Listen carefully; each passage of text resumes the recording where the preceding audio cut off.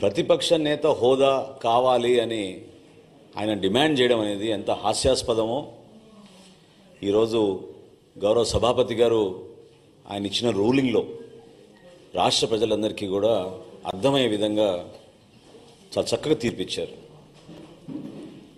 ఆ రూలింగ్తో పాటు జనసేన నుంచి మేము డిమాండ్ చేశాం, ఖచ్చితంగా దీనిపైన చర్చ జరగాలి,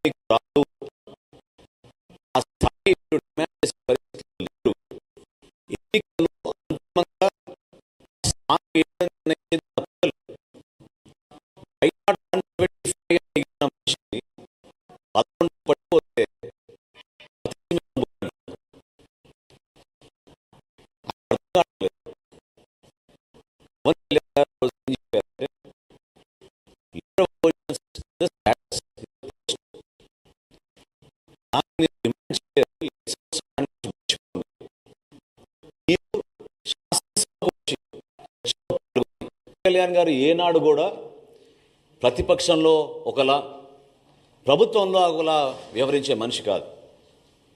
మీరందరూ గతంలో చూశారు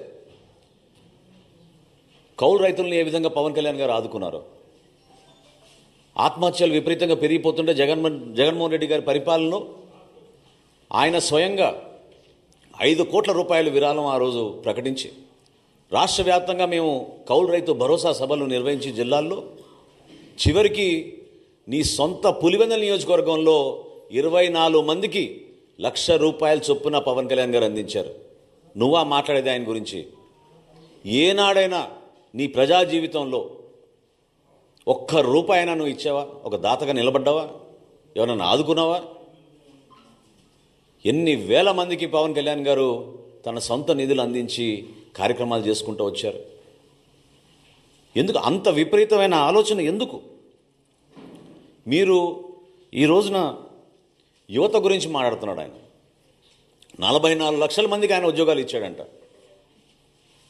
మరి వాలంటీర్స్ని ఏ విధంగా నిలబెట్టిన నువ్వు మోసం చేసావు, ముంచావు? చెప్పా చేయకుండా కనీసం వాలంటీర్స్ వాళ్ళ టర్మ్ ఎక్స్టెండ్ కూడా చేయకుండా ఎన్నికలప్పుడు నువ్వు చేసిన వాగ్దానాలు ఏంటి? వాలంటీర్స్కి మార్చిలోనే జియో ఎక్స్పైర్ అయిపోయింది, కనీసం జియోని కూడా నువ్వు ఎక్స్టెండ్ చేయలేదే. వాళ్ళ సంఖ్య కలుపుకొని నువ్వు 44 లక్షల మందికి నువ్వు ఉద్యోగాలు ఇచ్చావంటే యువత నమ్ముతారా? నిన్న ఇచ్చారు అద్భుతమైన తీర్పు. ఆ యువత ఏ విధంగా పట్టభద్రులు ఊహించని విధంగా సుమారు 70% మెజారిటీ వచ్చేటట్టు, ఓటు బ్యాంక్ వచ్చేటట్టు, ఓట్ షేర్ వచ్చేటట్టు కూటమి ప్రభుత్వానికి అండగా నిలబడ్డారో మీరు అందరూ చూశారు. ఒక ఆర్థిక విధ్వంసం సృష్టించిన మనిషి స్వలాభం కోసం, సొంత ఆస్తుల కోసం గతంలో వాళ్ళ తండ్రి గారు ఉన్నప్పుడు కూడా అదే విధంగా ఉపయోగించుకుని తన 5 సంవత్సరాల పరిపాలన కూడా అదే విధంగా చేశారు. అసలు సూపర్ 6 గురించి నీకు మాట్లాడే అర్హత ఏదైనా అడుగుతున్నాను నేను.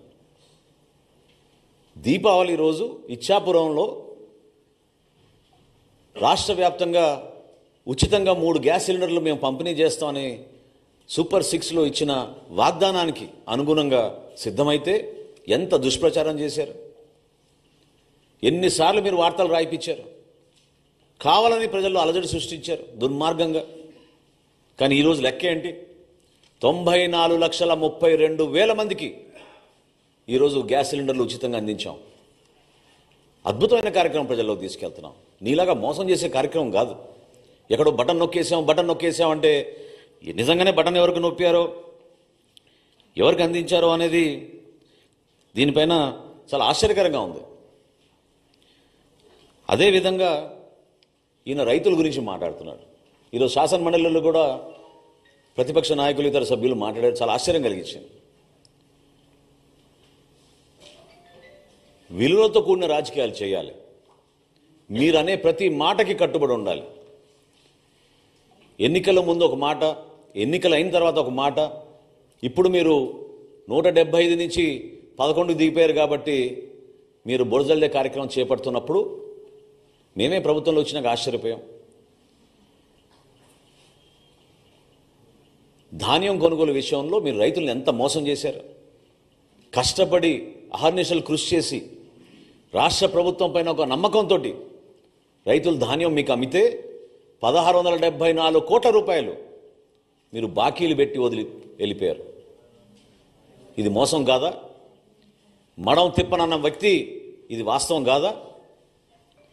గౌరవ ముఖ్యమంత్రి గారు చంద్రబాబు నాయుడు గారు, అదేవిధంగా గౌరవ ఉప ముఖ్యమంత్రి పవన్ కళ్యాణ్ గారు సమర్థించి ఖచ్చితంగా దీనికి మనం ముందు తీసుకెళ్దామని చెప్పి భరోసా ఇచ్చినాక నెల రోజుల్లోనే మా కూటమి ప్రభుత్వం 1674 కోట్ల రూపాయలు గత ప్రభుత్వం చేసిన బకాయిల్ని మేము రైతులకి తీర్చాం.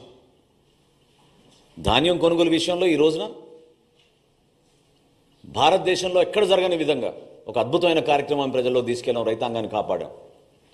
33,52,000 మెట్రిక్ టన్నుల ధాన్యం ఈ ఖరీఫ్ మాసంలో మేము కొనుగోలు చేశాం. నిన్న సాయంత్రం వరకు 7,772 కోట్ల రూపాయలతోటి ఈ ధాన్యం కొనుగోలు చేశాం. 94.6% 24 గంటల లోపే రైతు ఖాతాల్లోకి జమ చేశాం. అసలు ఊహించగలుగుతారా? మీరు ఎప్పుడైనా ఈ విధంగా నిజాయితీగా పనిచేశారా? ప్రజలకి మీరు అండగా నిలబడాల్సిన బాధ్యతని మీరు విస్మరించుకుని ఈ రోజున మీరు శాసనసభకు కూడా రాకుండా ఏ విధంగా వ్యవహరిస్తున్నారు? గతంలో వర్క్ ఫ్రమ్ హోమ్ ముఖ్యమంత్రినా, వర్క్ ఫ్రమ్ హోమ్ ముఖ్యమంత్రి కాస్త ఈ రోజున వర్క్ ఫ్రమ్ బెంగళూరు శాసనసభ్యుడిగా తయారయ్యాడు. శాసనసభకు వచ్చి మీరు మాట్లాడాలి కదా ప్రజల సమస్యల పైన. ఆ బాధ్యత లేదా మీకు? దేనికోసం చెప్పండి. మేము కష్టపడి ఈ రోజున ఆర్థిక ఇబ్బందుల్లో కూడా ప్రతి కార్యక్రమం నెట్టుకుంటూ ప్రజల్లోకి వెళ్తుంటే సివిల్ సప్లైస్ కార్పొరేషనే ఈరోజు 41 కోట్ల రూపాయలు అప్పులు చేసి మీరు వెళ్ళిపోయారు. ఏ విధంగా మీరు ఈ ఆర్థిక వ్యవస్థని ఇంత దుర్మార్గంగా ఇబ్బంది పెట్టారో ప్రజలందరూ కూడా చూశారు. కూటమి ప్రభుత్వం నుంచి మేము మాటిస్తున్నాం, వచ్చే 2 నెలల్లోనే 100% మా సూపర్ 6లో మేము ఇచ్చిన వాగ్దానాలు నిలబెట్టుకుంటాం. మేము అందించాల్సిన సహాయం, భరోసా ఎక్కడ కూడా పొరపాటు చేయం. ముఖ్యమంత్రి గారు, గౌరవ ఉప ముఖ్యమంత్రి గారు పదే పదే చెప్తా వస్తున్నారు, అన్నదాత సుఖీభవ అనే కార్యక్రమం ఖచ్చితంగా మేము రైతులను ఆదుకుంటాం. అదేవిధంగా తల్లికి వందనం, బిడ్డల్ని చదివించుకునే కార్యక్రమం, ఎంతమంది బిడ్డలున్నా సరే ఒక కుటుంబంలో వాళ్ళందరికీ కూడా 15,000 చొప్పున ఇస్తామని చెప్పి చాలా స్పష్టంగా దానికి బడ్జెట్ కేటాయింపులు కూడా చేసి మేము సిద్ధంగా ఉన్నాం. ప్రజలందరూ కూడా రోడ్లు వేయండి మహాప్రభు అని బతిమలాడుకుంటే మీ ప్రభుత్వంలో గుంతలు కూడా పూడ్చలేదు. మీరు ఋషికొండ ప్యాలెస్కి మాత్రం 500 కోట్లు ఖర్చు పెట్టారు. శాశ్వతంగా ముఖ్యమంత్రి అయిపోతా అనుకున్నాడు. సముద్ర తీరాన ఒక అద్భుతమైన కట్టడిలో ఆయన అక్కడ నిలబడి ప్యాలెస్ లాగా దాన్ని తయారు చేసుకుని పర్మనెంట్గా ఇక్కడ ఉండిపోతామని ఒక పిచ్చి భ్రమలో చేసిన కార్యక్రమాన్ని ఎంత నష్టం కలిగించిందో రాష్ట్రానికి ఈరోజు మనం చూస్తున్నాం. పర్యాటక రంగానికే నష్టం కలిగించింది. నిధులన్నీ కూడా దారి మరలించారు. వందల సంఖ్యలో సలహాదారులను పెట్టుకున్నారు. దాదాపు 680 కోట్ల రూపాయలు సలహాదారుల పైన ఖర్చు పెట్టారు. సలహాదారులకి సలహాదారుడు, ముఖ్యమైన సలహాదారుడికి దాదాపు 160 కోట్లు ఖర్చు పెట్టారు ఆయనకి.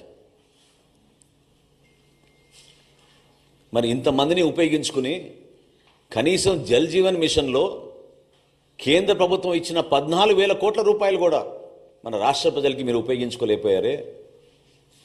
ఇంతకన్నా మోసం ఏమైనా ఉంటుందా? పరిపాలన చేతకాక దద్దమ్మలాగా మీరు కూర్చుని మీరు కలిగించిన నష్టం ఈ రాష్ట్రానికి పూడ్చడానికి చాలా సమయం పడుతోంది. అనేక ఇబ్బందుల్లో ఉన్నాం. అర్థం కాని పరిస్థితుల్లో కూడా కష్టకాలంలో మేము ప్రజల్ని ఆదుకోవడానికి మేము ముందుకు తీసుకెళ్తున్నాం. నోరు ఉంది కదా అని ఇందాక అన్నట్టు వర్క్ ఫ్రమ్ బెంగళూరు ఎమ్మెల్యే అయినా, జనరల్గా శాసనసభ్యులు అసెంబ్లీ అయిపోయిన తర్వాత వాళ్ళ నియోజకవర్గాలకు వెళ్ళి పనిచేసుకుంటారు, ప్రజలకి అందుబాటులో ఉంటారు. ఈయన మాత్రం శాసనసభకి రాడు, బెంగళూరుకి మాత్రం తరచుగా వెళ్ళిపోతూ ఉంటారు. ఏ విధంగా మీరు ప్రజా సమస్యలపైన మీరు నిలబడతారు చెప్పండి? ప్రజలు మీకు ఒక శాసనసభ్యుడిగా మిమ్మల్ని ఎన్నుకున్నారు కదా, దాన్ని మీరు గౌరవించాలి కదా, నిలబడాలి కదా. ఇవన్నీ విస్మరించి కేవలం ఇట్లా ప్రెస్ మీట్లు పెట్టి మీ క్రిమినల్ మైండ్, అంటే నేను అనేది ఈరోజు పవన్ కళ్యాణ్ గారిని ప్రత్యేకంగా టార్గెట్ చేయాల్సిన అవసరం దేనికోసం వచ్చిందంటే, తన రాజకీయ ప్రస్థానంలో ఈ విధంగా ఆయన ముందుకెళ్తూ ఉంటాడు. ఒక క్రిమినల్ మైండ్. మేము కూడా అనొచ్చు కదా, నువ్వు కోడి కత్తికి ఎక్కువ గొడ్డలికి తక్కువ అని. ఏ విధంగా బాబాయ్ హత్య జరిగిందో అందరికీ తెలుసు కదా. ఇది పద్ధత? ప్రజాస్వామ్యంలో మీరందరూ కూడా ప్రత్యేకంగా ఒక పద్ధతి ప్రకారంగా మాట్లాడుకోవడం అలవాటు చేసుకోవాలి. గౌరవ ముఖ్యమంత్రి గారిని, ఆయనకున్న అనుభవం, ఆయనకున్న పరిచయాలు, ఈరోజు భారతదేశంలో ఆయన కష్టపడి జాతికి అంకితం చేసిన అమరావతిని, పోలవరంని, విశాఖపట్నం స్టీల్ ప్లాంట్ని పూర్తిగా మీరు విధ్వంసం పాలు చేస్తే ఏ విధంగా కేంద్రానికి వెళ్ళి అక్కడ ఉన్న భారతీయ జనతా పార్టీ నాయకుల్ని, నరేంద్ర మోడీ గారిని, ఇతర నాయకుల్ని, ఆయన పవన్ కళ్యాణ్ గారు కలిసి రాష్ట్రాన్ని నిధులు తీసుకొస్తున్నారు. కలిసి పనిచేయాల్సిన సందర్భం కాదా ఇదని నేను అడుగుతున్నా జగన్మోహన్ రెడ్డి గారిని. మీలో ఏమైనా ఇంకిత జ్ఞానం ఉంటే రాష్ట్ర ప్రజల పక్షాన్ని నిలబడండి. అభివృద్ధి కార్యక్రమాల్లో మీరు పాలు పంచుకోండి. సంక్షేమ కార్యక్రమాలు ఎక్కడైనా పొరపాటు జరుగుతుంటే ప్రభుత్వం దృష్టికి తీసుకురండి. ఎన్నికలు ఇంకా చాలా దూరంగా ఉన్నాయి మనకి. ప్రజలు మన ఎన్నుకుంది 5 సంవత్సరాల పరిపాలన అందించమని. అంతేగాని నోరు బారేసుకుని ప్రతిసారి మాట్లాడితే మాత్రం జనసేన పార్టీ మిమ్మల్ని ఈ విధంగా మీరు చేస్తున్న ఈ కార్యక్రమాల్ని ఖచ్చితంగా ఖండిస్తాం. ఇది చాలా తప్పు. ప్రజాస్వామ్యంలో ఒక బాధ్యత గల వ్యక్తిగా, ఒక మాజీ ముఖ్యమంత్రిగా మీరు అందించాల్సిన సలహాలు, సూచనలు మీరు ఇవ్వండి. వ్యక్తిగత విమర్శలకి, కించపరిచే విధంగా, దానివల్ల మీకు ఏదో ఓట్లు పడిపోతాయనుకుంటే మాత్రం నిన్నటి ఎన్నికలే మీకు దానికి నిదర్శనం.